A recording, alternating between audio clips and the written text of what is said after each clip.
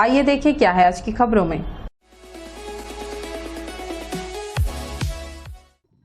कोरबा के कोयलांचल क्षेत्र कुसमुंडा में स्थित श्री सिद्धेश्वर महादेव मंदिर में सावन के अंतिम सोमवार को श्रद्धालुओं की भारी भीड़ रही।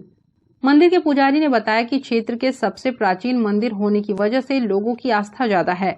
सुबह 4 बजे से ही भक्तों की भीड़ भगवान भोलेनाथ की पूजा अर्चना करने के लिए पहुंची हुई है।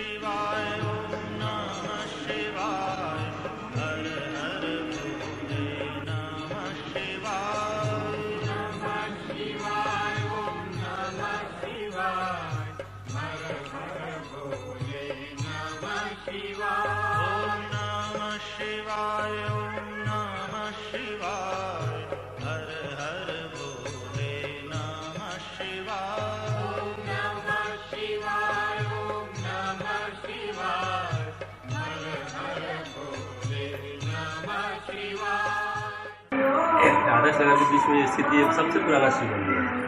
और जैसा कि आज सावन का अंतिम सोमवार है, वैसे तो प्रत्येक सोमवार को माताओं का विशेष भक्तों का भीड़ लगा है, लेकिन चूँकि ये मंदिर जो है इस नगर में सबसे प्राचीन और बहुत पुराना है, लोगों की आस्था जुड़ी हुई है, इसलिए आज ये सावन सोमवार में लोगों की भीड़ लगी हुई है। यहाँ माताएँ शिव जी को अपने शक्ति और सामर्थ्य के अनुसार पूजा करके अपने सारे मनवांछित फलों को प्राप्त करती है और बड़े आनंद भाव के साथ माताएं यहाँ पर शिव जी की पूजा करती हैं। इसलिए आज ये भीड़ लगा हुआ है और ये प्रातः 4 बजे से मंदिर खुल जाता है और माताओं का आना जाना लगा रहता है, पूजा पाठ चलते ही रहता है।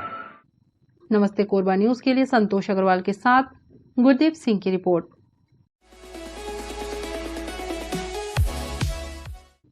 हर घर तिरंगा अभियान को सफल बनाने में डाकघर भी शामिल हो गया है। अब डाकघरों में तिरंगा झंडा की बिक्री शुरू हो गई है। हम आजादी की 75वीं सालगिरह का जश्न मना रहे हैं। ऐसे में पीएम मोदी ने हर घर तिरंगा अभियान का आह्वान भी किया है। डाकघरों में तिरंगा झंडा की बिक्री शुरू हो गई है। पोस्ट ऑफिस में तिरंगा झंडा लेने के लिए लोगों की भीड़ भी जुटनी शुरू हो गई है। लोग इसको लेकर उत्सुक भी हैं। तिरंगा लेने पहुंचे लोगों का कहना है कि वे इस अभियान से जुड़कर खुश हैं। तिरंगा घर पर फहराएंगे और फक्र महसूस करेंगे। लोगों का कहना है कि इस अभियान से हम सब एकजुट होंगे। भारत सरकार द्वारा जो आज़ादी का अमृत महोत्सव इस वर्ष मनाया जा रहा है, तो 75वें जो स्वतंत्रता दिवस है, इसमें हर घर तिरंगा अभियान जो चलाया जा रहा है, उसके तहत आम जनता को अपने घर में फहराने के लिए इस बार जो है कहा गया है। इसमें जो है जो प्रत्येक जनता जो है आम जनता यहाँ पे डाकघर के माध्यम से ये झंडा भारत सरकार द्वारा उपलब्ध कराया गया है और डाकघर के माध्यम से ये जो है क्रय किया जा सकता है। किसी पूरा कोरबा क्षेत्र या बिलासपुर जिले कहीं के भी डाकघर में जाकर जो है जनता इसे खरीद सकती है।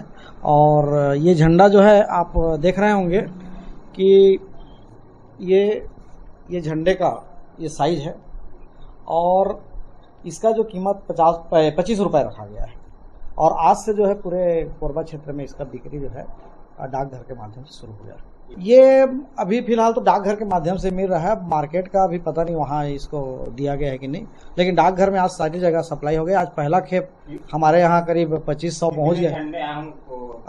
आज पहली खेप में 2500 झंडा जो है उपलब्ध कराया गया है और हाँ अभी और आना है और सभी डाकघरों में भी इसको भेज दिया गया है। नहीं, अभी जैसे ही जनता का डिमांड आएगा तो ये और आएगा। अभी तो ये तो आज पहली बार आया है जो 2500, उसके बाद फिर भी और भी आने की संभावना है। नमस्ते कोरबा न्यूज के लिए अजय अग्रवाल के साथ ममता साहू की रिपोर्ट।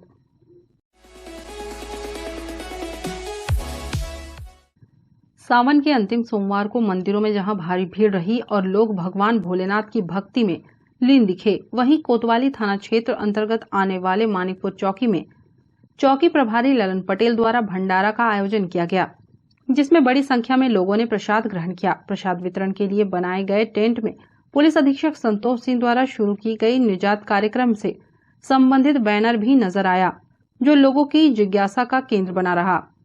चौकी प्रभारी ललन पटेल द्वारा लोगों को प्रसाद वितरण के साथ ही निजात कार्यक्रम के बारे में भी बताया जा रहा था। उनके द्वारा लोगों से नशा न करने की अपील भी की जा रही थी। वैसे तो सावन सोमवार का आज आखिरी सोमवार हो रहा है, उसी के उपलक्ष्य में भंडारा का आयोजन चौकी मानिकपुर में किया गया है। साथ ही साथ हमारे कोरबा पुलिस की तरफ से जो हमारे पुलिस अधीक्षक महोदय हैं, उनका विशेष निजात अभियान नशा मुक्ति के संबंध में किया गया है। उसके संबंध में भी लोगों को अवगत कराया जा रहा है। बताया जा रहा है कि नशे से दूर रहें, नशा नाश का द्वार होता है, घर परिवार तोड़ देता है, इसलिए नशे का सेवन ना करें और नशे से दूर रहें, उसके लिए भी उनको समझाइश दी जा रही है। नमस्ते कोरबा न्यूज के लिए अजय अग्रवाल की रिपोर्ट।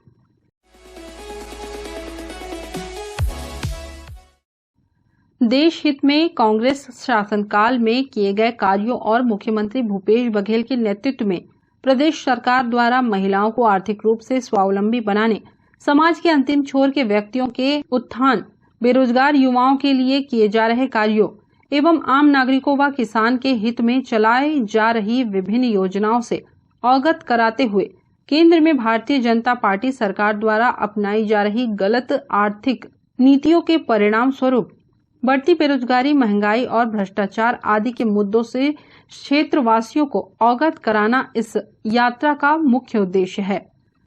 उक्त बातें गौरव यात्रा के तहत कांग्रेस की पदयात्रा अभियान की शुरुआत करते हुए राजस्व मंत्री जय सिंह अग्रवाल ने कही। उन्होंने कहा कि आजादी के 75 वर्ष पूरे हो रहे हैं, जिस पर पार्टी के केंद्रीय संगठन द्वारा लिए गए निर्णय के अनुसार सभी राज्य में गौरव यात्रा का आयोजन किया जा रहा है। इसी क्रम में प्रदेश कार्यकारिणी द्वारा राज्य के सभी विधानसभा क्षेत्रों में 75 किलोमीटर की पदयात्रा की जा रही है। अखिल भारतीय कांग्रेस कमेटी ने एक ऐतिहासिक निर्णय लिया कि आज़ादी की 75वीं वर्षगांठ पर भारत गौरव यात्रा निकाली जाएगी हर विधानसभा क्षेत्र में। हमारी प्रदेश कांग्रेस कमेटी ने तय किया है कि पूरे 90 विधानसभा क्षेत्रों में हर विधानसभा क्षेत्र में 75 किलोमीटर की पदयात्रा निकाली जाएगी, जिसका विधिवत शुभारंभ आज कोरबा विधानसभा क्षेत्र से मेरे ही वार्ड क्रमांक 4 से इसकी शुरुआत हुई है। ये पुरानी बस्ती होते हुए वार्ड क्रमांक 4, वार्ड क्रमांक 6, वार्ड क्रमांक 7, वार्ड क्रमांक 8, 9, आपके 10 ऐसे इस प्रकार से आज दिन भर ये यात्रा चलेगी। और आज से शुरुआत जो यात्रा है ये 14 तारीख तक चलेगी और 14 तारीख को इसका समापन होगा। नमस्ते कोरबा न्यूज के लिए संतोष अग्रवाल की रिपोर्ट।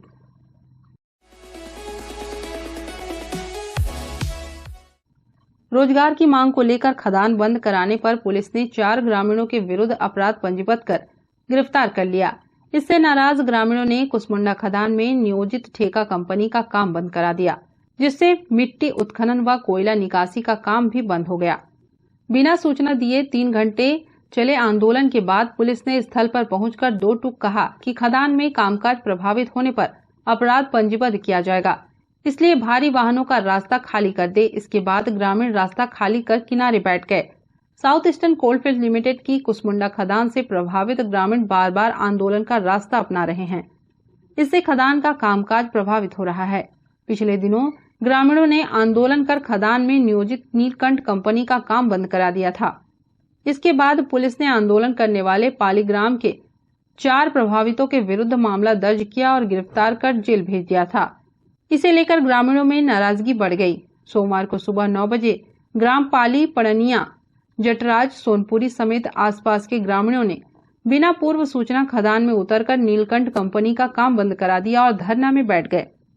इसके साथ ही भारी वाहनों की आवाजाही रुक गई। जानकारी मिलने पर कुसमुंडा पुलिस मौके पर पहुंची और समझाइश दी, पर ग्रामीण अड़े रहे। थोड़ी देर बाद एसडीएम कौशल प्रसाद तेंदुलकर व एसईसीएल के अधिकारी भी मौके पर पहुंचे और ग्रामीणों को समझाइश देने का प्रयास किया। ग्रामीणों ने कहा कि पहले साथियों को छोड़ा जाए, उसके बाद आंदोलन खत्म किया जाएगा। आंदोलन खत्म नहीं होने पर अंततः 3 घंटे बाद नगर पुलिस अधीक्षक दर्री लितेश सिंह मौके पर पहुंची और उन्होंने कहा कि सड़क खाली कर दे, अन्यथा उनके विरुद्ध भी कार्रवाई की जाएगी। उन्होंने कहा कि कानून तोड़ने वाले के विरुद्ध कार्रवाई करने का अधिकार पुलिस को है और जेल से छोड़ा जाए अथवा नहीं, इसका निर्णय न्यायालय द्वारा लिया जाता है। इसके बाद ग्रामीण सड़क खाली कर किनारे चले गए। मार्ग खाली होने से भारी वाहनों की आवाजाही शुरू होते ही खदान में उत्खनन का कार्य भी शुरू हुआ। इसके साथ ही प्रबंधन व ठेका कंपनी ने राहत की सांस ली। हालांकि ग्रामीण काफी समय तक सड़क किनारे खड़े रहे। उनका कहना था कि साथी जेल से छूटकर आएंगे तब हटेंगे। आज हम लोगों का जो ये आंदोलन है, इस आंदोलन करने का एकमात्र कारण है 4-5 रोज पहले हमारे गांव के आज लड़के यहीं खदान में काम को लेकर के आंदोलन किए थे और जैसे पुलिस वाले आए आंदोलन बंद कर दिया और अपने अपने घर चले गए। पुनः क्या रणनीति बनी एसीसीएल वालों की, एसीसीएल वाले जाने। जेएम साहब बुला रहे हैं करके उनको ले गए और ले जाने के बाद पता चला कि उनको FIR करके जेल भेजने की तैयारी चल रही है।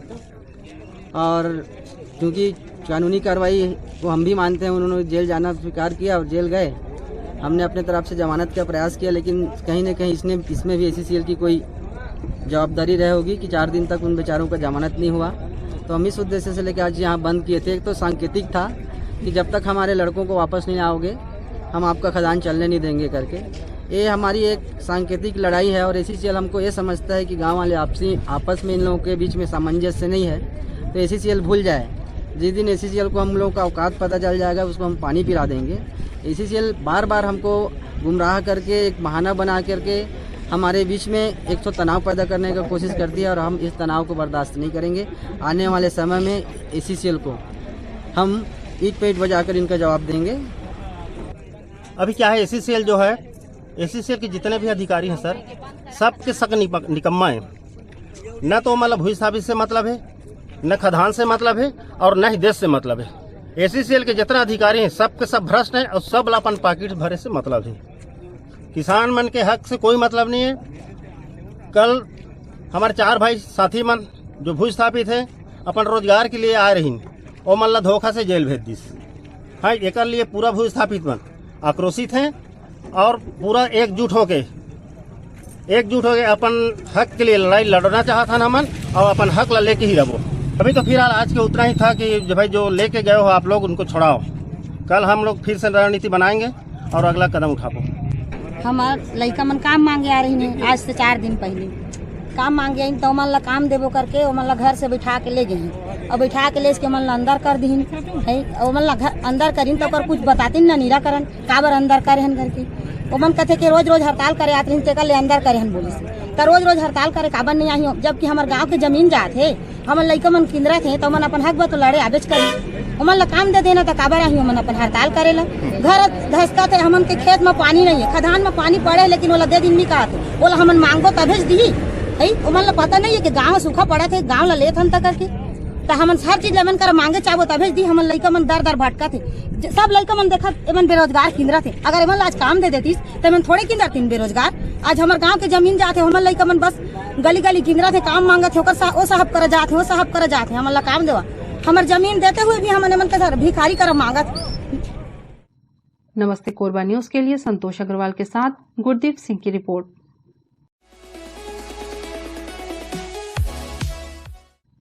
जिले में भाजयुमो कार्यकर्ताओं ने बेरोजगारी भत्ता व रोजगार की मांग को लेकर मोर्चा खोल दिया। धरना प्रदर्शन के बाद भाजयुमो कार्यकर्ता व पदाधिकारी ITI चौक से पदयात्रा करते हुए रोजगार कार्यालय पहुंचे और कार्यालय का घेराव कर दिया।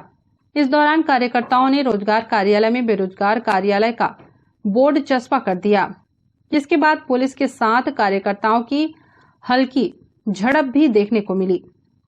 घेराव के दौरान सभा को संबोधित करते हुए पदाधिकारियों ने कहा कि सरकार को घोषणा पत्र के अनुरूप बेरोजगारी भत्ता देना होगा, अन्यथा बेरोजगार युवा चप्पलों की माला उनके नेताओं को पहनाना शुरू कर देगी। छत्तीसगढ़ प्रदेश में सरकार बनने से पहले अपने घोषणा पत्र में कांग्रेस ने 20 लाख रोजगार एवं 2,500 रुपए बेरोजगारी भत्ता देने का वादा किया था, कि 4 साल बाद भी पूरा नहीं हुआ। इसी परिप्रेक्ष्य में युवा मोर्चा पूरे प्रदेश के बेरोजगार भाई बहनों की आवाज बनकर 24 अगस्त को प्रदेश के मुख्यमंत्री निवास का घेराव करेगी।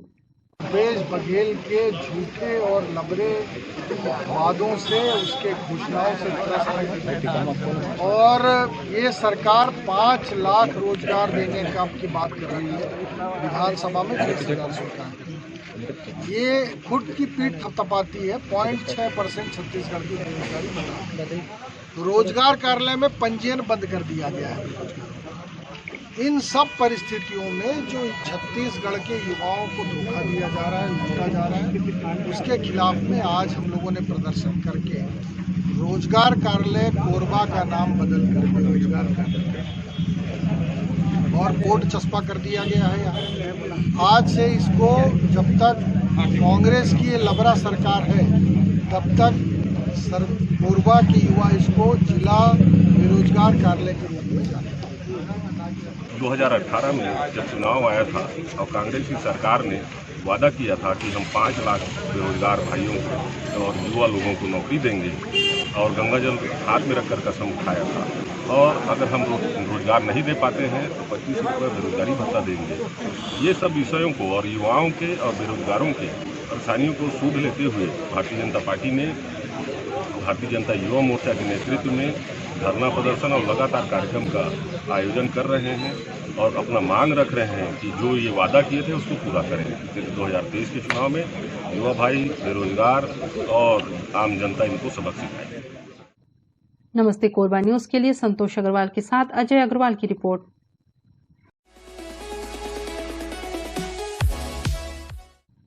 शहर के ट्रांसपोर्ट नगर क्षेत्र से टायर, बैटरी, डिस्क सहित अन्य सामानों की चोरी करने वाले गिरोह के 5 सदस्यों को पुलिस ने गिरफ्तार किया है। पकड़े गए आरोपियों के कब्जे से 12 नट डिस्क, 2 टायर, 2 बैटरी सहित चोरी में इस्तेमाल की जाने वाली एक एक्टिवा एवं एक पिकअप वाहन को जब्त किया गया है। पकड़े गए आरोपियों के खिलाफ पुलिस ने मामला पंजीबद्ध कर न्यायिक रिमांड पर जेल भेज दिया है। थाना कोतवाली के चौकी CSCB में टायर चोरों के खिलाफ में अपराध पंजीबद्ध किया गया है, जिसमें 721 अपराध क्रमांक और धारा 379, 411, 34 IPC के तहत अपराध पंजीबद्ध किया गया है। इसमें आवेदक जसपाल सिंह है जो रहने वाले TP नगर के ही है।